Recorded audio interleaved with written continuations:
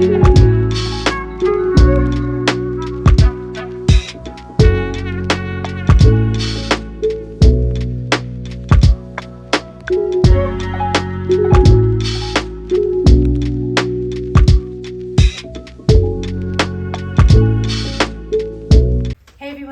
are back, menopause part 3. So I love all of the questions that you're sending me, the comments you're sending me, the text messages, the DMs. Thank you so much for sharing your stories, your comments, your concerns.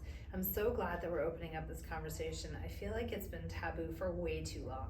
And for me, I've been researching this and going through the journey myself for so many years, and didn't really talk about it very much until relatively recently, when I started sharing my background and experiences. And a lot of you were starting to say, oh my gosh, me too, or could that be related to menopause, or does that really happen? So yes, it all can really happen. Aren't you excited? So I want to go through a topic that is a little bit sensitive for a lot of us. And I want you to remember that menopause starts with perimenopause. So if you're someone like I was that was tracking my period on a regular basis, even though I was tracking it, my cycle was all over the place. So maybe it was 3 days one month and 7 days the next month, but that's something that happened my entire life. So that wasn't just toward menopause, that was starting at 15 years old. Your cycle may be way more regular than mine was, and I hope it is for your sake. But I became very compliant at jotting down every single month what was going on with me, whether I was having a lot of bloating or cramps or really heavy periods, and all of these things were pretty regular, but I wanted to make sure I understood what was going on so that I could tell the doctor the right information. Now, I didn't do it going through menopause because I didn't even know I was going through menopause, and I mentioned that in a previous video. My cycle was just always so messed up. I just assumed that as my period was coming and going, for me, that it was related to bodybuilding and my weight changing. Now, I should have paid a little bit more attention, my bad, because I wasn't doing anything drastic with my diet and nutrition. My body fat was dropping significantly low really fast. It just never occurred to me that I was going through menopause until I had some blood work done. And they said, you're pretty much through menopause at that point. So here's the information I want you to jot down that you can chat with your doctor about. The first thing is, a lot of my clients, a lot of my friends are saying to me, I'm gonna go have my blood work tested and I want my hormones tested. Recognize that our body is a new body pretty much every day. Depending on what we did the days before will completely dictate how we look, feel, and how our bodies perform that particular day. So if you notice that you ate like crap or slept like crap a couple days ago, you might not be feeling so good today. So when we have blood work drawn, it's just a snapshot of what's going on at that moment. It doesn't really tell us what happened a couple of days prior to that, or a week before that, or a week after that. So for things to be really recognizable and completely true, we have to do it on an ongoing basis. So if you're tracking where you are in your cycle and what your experiences are, you can basically go for your blood work at different trackable times. And that may or may not be something that your doctor or your health insurance covers, or your doctor does for you, or what have you. But in order to get a very clear ongoing picture, you need more than just one test, because that test is just testing what happened right then and there, right? So it may give you a little bit of a glimpse, but it doesn't tell you everything. The other thing is too, is that because all of us have such unique and different experiences in menopause, yes, there are common threads. You may have hot flashes or hot flushes and night sweats and that kind of stuff. But because all of our symptomology is different and happens for different lengths of time and duration of time and starting and ending at different times, it's not like there's a prescription in a book that says, okay, we're going through menopause, we're in perimenopause right now, and we're experiencing all of these symptoms at the same time, and they're gonna last for 2 weeks or 4 weeks. It doesn't really work that way. So what your doctor really is doing, or should be doing as you're going through your blood work and your testing, is ruling out that these symptoms don't belong to something else. Because the anxiety, the depression, the hot flashes, the night sweats, the joint pain, frozen shoulder, the all of a sudden asthma sensations. All of these things may be related to menopause, perimenopause, but they also may be related to something else.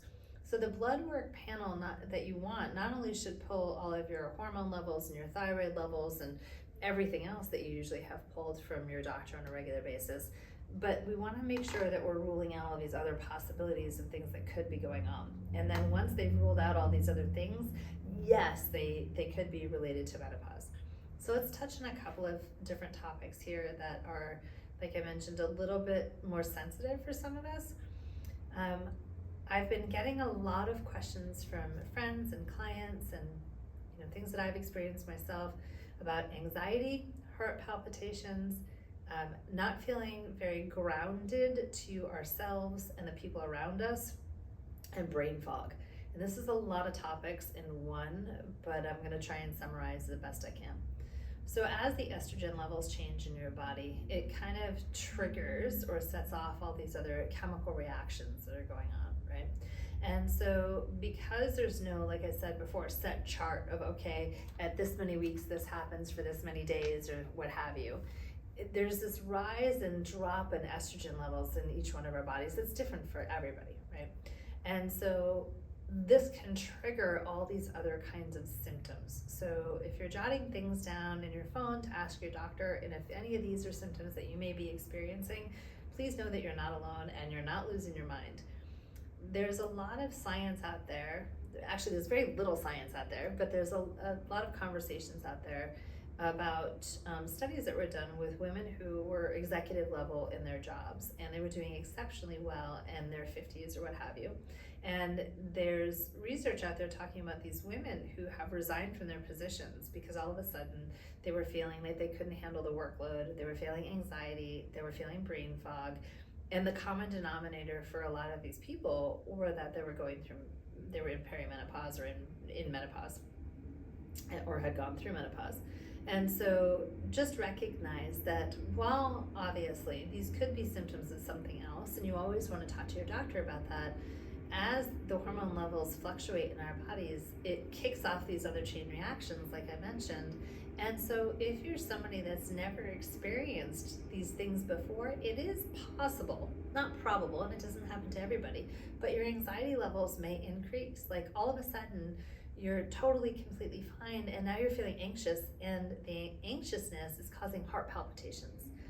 Or you're walking around and you usually feel very connected to your friends and family and your life and to yourself, and you're feeling almost out of body, like not in touch with everything the same way, or not interested in the same things. So again, this could be related to other things, but it's very common conversations for those of us that are going through menopause. That feeling of not being grounded, not having the memory recall, feeling fuzzy, not wanting to do the usual things that you love to do. So if you're an avid reader and you don't have the patience for reading anymore, or you're somebody that loves to work out and now everything's feeling a little bit more arduous, recognize that yes, again, this, if there are other symptoms, they may be a sign of something else going on, and obviously get that checked out, but recognize there's a whole bunch of us going through menopause or through menopause that have experienced this as well. So it's uncomfortable, it's not fair, women versus men and what they have to go through. It may last a fairly long period of time for some of us, but just know that it's not necessarily permanent, and yes, there are things that you can do. So while symptoms may last for years or months or days or weeks, and again, everybody's body's different and not all of us experience the same thing by any means, there are things and tricks that I do for myself to kind of get me out of that funk. So yes, there are supplements that I take that I personally find really helpful for certain things, and I can give you that information as well, especially for brain fog and the stress and things of that nature. But also I find for me that, and I've mentioned this in other videos as well, the download dump, the journaling every night and getting everything off my brain and onto paper, even if it's pictures or fragmented statements, just to get it out of my head, is really helpful for me. I find that I need to-do lists or task lists, and I've been that kind of way my whole life, but for the brain fog and memory and concentration, as soon as I think of something, I need to write it down. For me, that's better than in my phone. But in my phone, and I've always needed to do this, anything that I need to get done that's important, I add in as an appointment. And once I've done it, I'll delete the appointment or event in my calendar. And I always set a reminder 30 minutes beforehand, or an hour beforehand, and a second reminder right before the event. But that's what I need to do to remember to get things done. And it can be something that I do all the time, but I still have to put it in there. And I'm not just talking about my nail appointments and my hair appointments. In terms of energy, there's a lot of things that I've done differently through the years. I've started using all of my diffusers at home. I've used different essential oils that I find really helpful, because for me, scent is everything, and I don't like a really heavy scent, but I find that it really helps my energy and my mood. So if I'm looking for something a little bit more uplifting, I'll use orange. If I'm looking for something a little bit more calming, I find eucalyptus and lavender very helpful. If I need something, again, a little bit more energizing, excuse me, peppermint I really like. So, excuse me, scent is really important for me, as is environment. So for me, making sure that my personal space is calm and not cluttered full of stuff helps my anxiety when I'm feeling really anxious. And that anxiety for a lot of us can come out of the blue. You could be in the middle of a meeting, you could be having a conversation with somebody, it could be with your best friend, and all of a sudden you start to feel jittery or anxious and have those heart palpitations. So if I'm not in a place where I have my diffuser going, sometimes I'll have the essential oils with me, and I'll just open it and take a sniff, and that can help. I'll leave some on the pulse points, either behind my ears or at my wrist. That for me is very helpful, just kind of taking a sniff of the lavender or the eucalyptus or whatever that works best for you. For things where I'm not feeling so grounded, I really try and take some time to work on my breathing. And even if I need to go outside and walk for 5 minutes, if I'm in a place where I can do it barefoot, the grounding from the earth on the grass or the sand is really helpful. So these are just some of the things that I find helpful when I'm dealing with that overwhelming feeling of the heart palpitations or the anxiety and the stress, or not feeling as grounded and connected to those people around me or to myself. So if those are feelings that you've experienced, obviously you want to talk to your doctors about that, but know that you're not alone. Yes, it can be related to menopause. Also, it could be related to something else. You want to have everything checked out. But I find it so helpful to journal on a regular basis, to keep my body moving. Yes, it's what I do for a living, but it's also what means the most to me in order for my well-being. Taking time to breathe, meditate, or do gratitude work every day. So these things really help with my feelings of anxiety or heart palpitations, the feeling of energy and not being connected or not feeling grounded, and all of that kind of stuff. So just know that you're not alone. Again, this conversation is ongoing. We can blame the estrogen for some of this stuff and the drop of all the hormone levels. And yes, unfortunately, there's not a ton of research out there that say all of these things are specific related to every single person in menopause. Most of the research is out there is kind of ambiguous, and so that's why when the doctors are testing, they want to rule out everything else first. And yes, these symptoms might be related too, but always take the information with you, jot it in your phone or in a notebook, and bring it with you to your doc. And you can always talk to them and get more details about everything. But know, like I said, that you are not alone. We're in this together, and the conversation really needs to be had. So hopefully this helps. We'll see you again soon. Peace.